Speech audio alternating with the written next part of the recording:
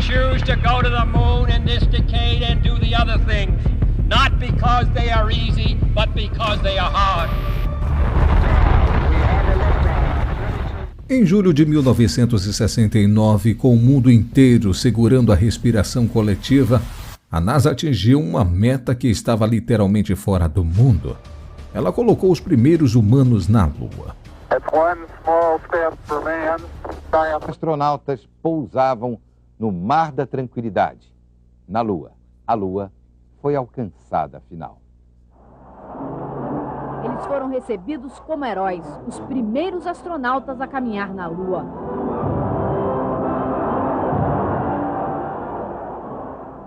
Há 30 anos, o desafio era imenso. Ninguém sabia se os astronautas voltariam vivos. Os soviéticos colocaram o primeiro homem em órbita e fizeram a primeira caminhada no espaço.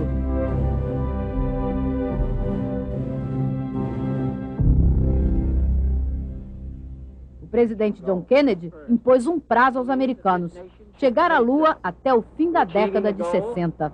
Before this decade is out, of landing a man on the moon and returning him safely to the Earth. O projeto Apollo começou com uma tragédia. Em 67, no ensaio do lançamento, o foguete pegou fogo, matando 3 astronautas. Em um ano, foram mais de 100 mudanças no desenho do foguete e da cápsula espacial. Tudo pronto para Apollo 8, a primeira missão tripulada à Lua. O homem módulo lunar e quase morre. O susto não muda as datas. A Apollo 11 tem que partir em julho. Michael Collins, Edwin Aldrin e Neil Armstrong sabiam, só tinham 50% de chances de tudo dar certo. 1 milhão de pessoas assistiram a um lançamento perfeito.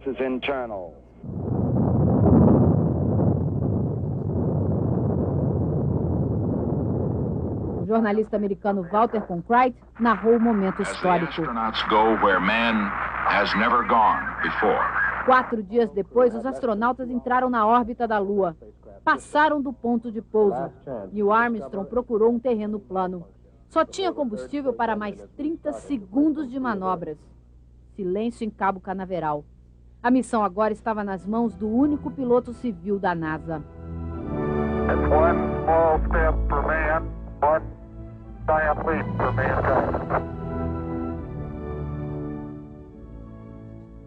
A década chegava ao fim com os primeiros passos na superfície da Lua.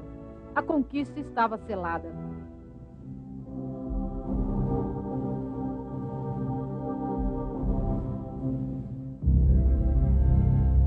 Isso foi há mais de 53 anos atrás. Anos mais tarde, em 19 de dezembro de 1972, aconteceu a última missão da NASA à Lua. Quase 50 anos mais tarde, a NASA ainda não colocou outros humanos na Lua. Apesar do avanço da tecnologia e da crescente conscientização, a NASA não tem sido capaz de replicar o sucesso dos anos 70. O que aconteceu com os astronautas na Lua? É sobre isso que vamos entender nesse vídeo, mas antes já deixa o seu like, se inscreva e ative o sininho para não perder nenhuma novidade aqui no canal. Um dos vizinhos mais próximos da Terra é a Lua. No entanto, como a distância é medida na escala cósmica, isso é cerca de 384.400 quilômetros. Se você fosse capaz de dirigir até a Lua, levaria quase 6.000 horas, indo a 64 quilômetros por hora. No entanto, os astronautas foram lá mais rápido. Os voos humanos para a Lua levam mais tempo do que as missões não tripuladas, já que a NASA obviamente tem que ter cuidado se os astronautas quiserem pousar em segurança. Em média, as 9 missões tripuladas da NASA para a Lua, incluindo o Apollo 8, Apollo 10, Apollo 13 e as 6 que realmente pousaram na superfície, levaram um pouco mais de 78 horas ou 3 dias e 6 horas para chegar à órbita lunar.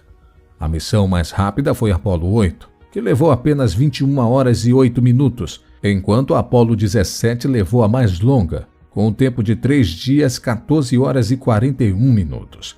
Esses tempos incluem também o tempo gasto na órbita da Terra.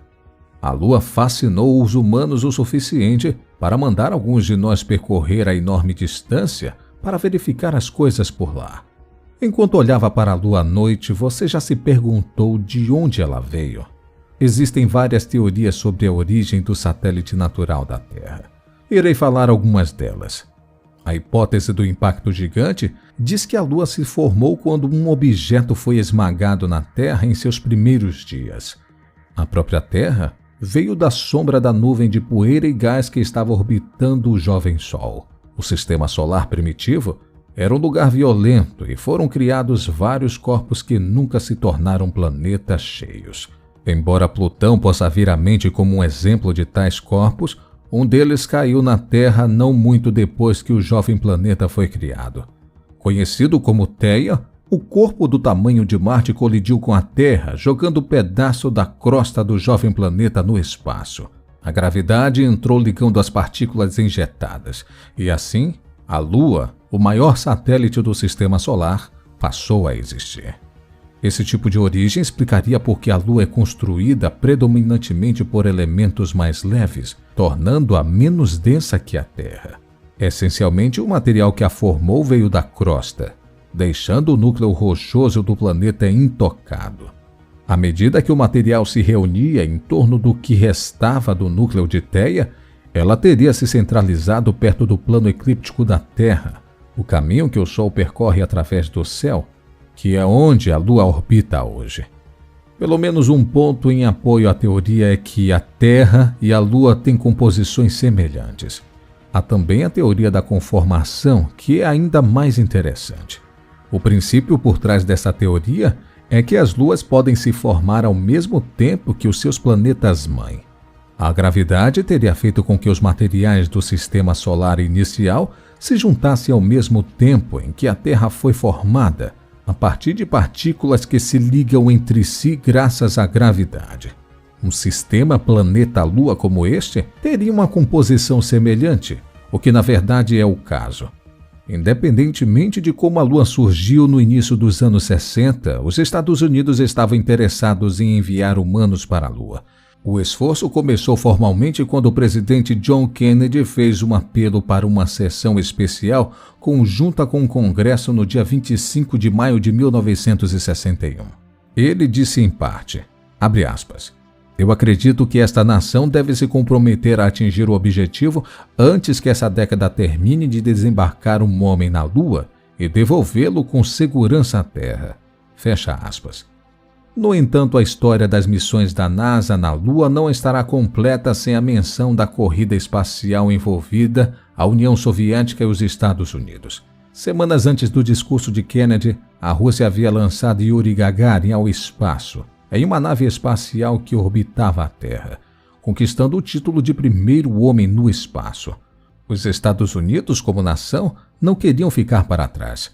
Isso garantiu que houvesse muito apoio ao programa lunar de Kennedy, conhecido como Missão Apollo. 5 anos após o discurso do presidente, a NASA estava pronta para conduzir a primeira missão Apollo não tripulada. Entretanto, quando a agência espacial tentou lançar uma missão tripulada a partir do Centro Espacial Kennedy, no Cabo Canaveral, na Flórida, a tragédia aconteceu. Um incêndio deflagrou e matou 3 astronautas. Mas esse contratempo não deteria uma nação determinada.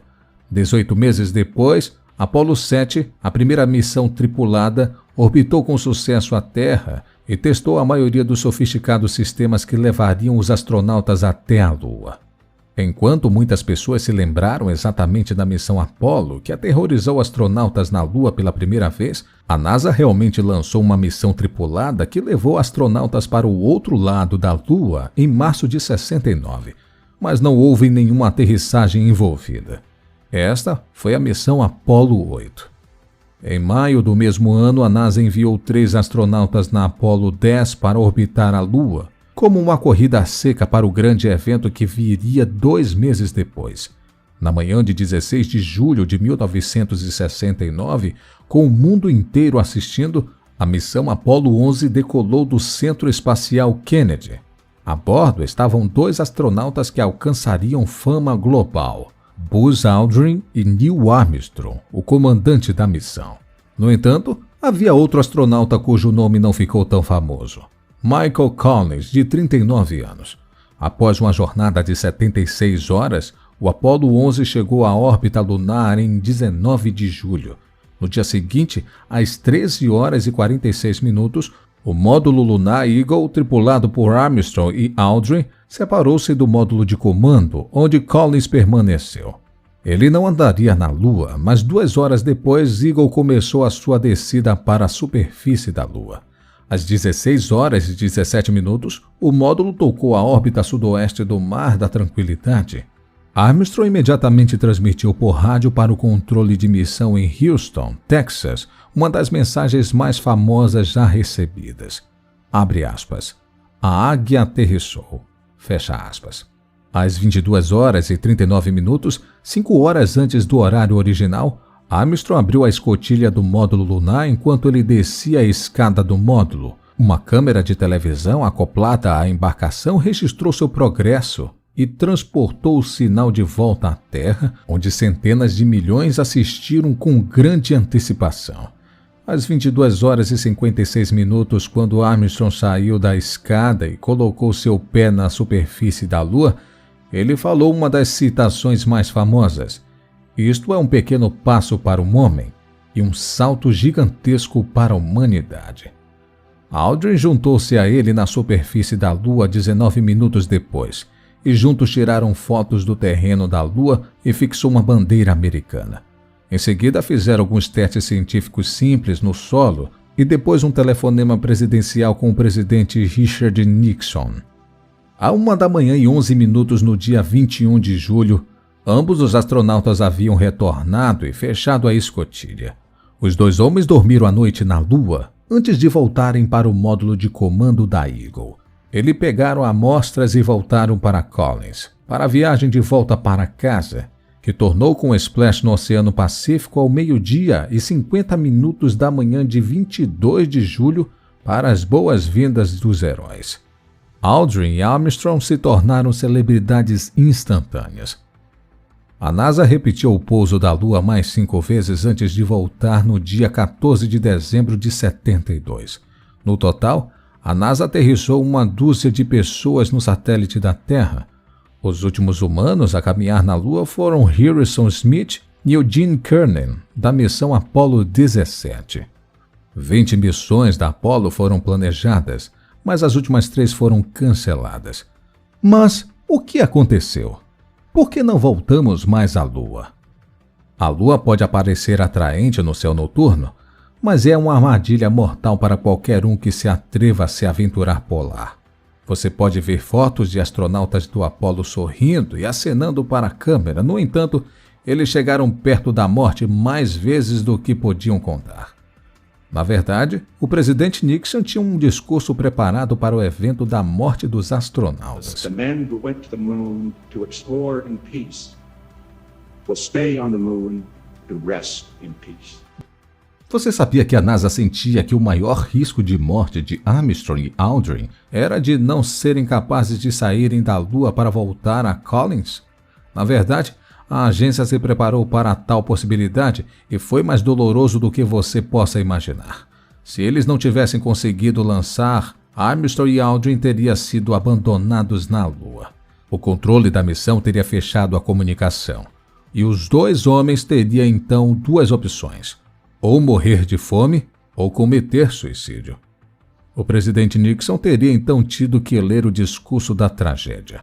Felizmente, o discurso tornou-se público apenas décadas depois. A superfície da Lua está coberta de crateras e rochas, tornando a aterrissagem mais arriscada. Antes do pouso de 1969, a NASA gastou bilhões de dólares desenvolvendo, lançando e entregando satélites na Lua para mapear sua superfície e ajudar os planejadores da missão a procurar possíveis locais de pouso da Apollo. Imagine como seria desastroso se o módulo lunar Apollo tivesse aterrissado em um solo muito macio e profundo. Entretanto, aterrissar o módulo lunar é a metade do problema. Mesmo antes de pousar, os astronautas e a NASA de volta à Terra têm que lidar com uma ameaça, regolito ou pó lunar. A Lua está coberta por esta fina camada superior de poeira lunar em forma de talco, que é de vários centímetros de profundidade em algumas regiões. Ela tem sido carregada eletrotaticamente através da interação com o vento solar por bilhões de anos. Lembre-se, a Lua não tem uma atmosfera protetora. O regolito é muito abrasivo e pegajoso. Ele entra em tudo, sujando trajes espaciais, veículos e sistemas muito rapidamente. Quando os astronautas se movimentam, eles levantam nuvens de regolito. Quando eles andam de bug, por exemplo, eles chutam mais regolitos para o ar. Projetar e testar sistemas que possam suportar o regolito da Lua é caro e tecnologicamente intensivo. Apenas projetar trajes espaciais que possam suportar os rigores do regolito e outros perigos está custando à NASA bilhões de dólares e anos de pesquisa. Até a luz do Sol tentará matá-lo na Lua. Fora que ainda há um período de 14 dias de luz solar e sem atmosfera. Você está completamente à sua mercê se sobreviver. Você vai lidar com mais de 14 dias de escuridão completa, onde algumas das temperaturas mais frias do universo vão tentar acabar com você. O outro problema com a NASA são os seus trabalhadores. A agência tem muitos indivíduos talentosos em sua folha de pagamento. O fato é que eles estão envelhecendo. Por exemplo, a idade média das pessoas no controle de missão do Apollo 13 era de 26 anos, e eles já tinham um monte de missões sob os seus cintos. Hoje, a média na Johnson Space Center da NASA é de quase 60 anos. Muito obrigado por ter assistido este vídeo até aqui. Deixe nos comentários a sua opinião sobre o tema. Deixe também o seu like e, se você gostou desse vídeo, se inscreva no canal e ative o sininho para receber as notificações de todos os novos vídeos. Vou ficar por aqui e até o próximo vídeo.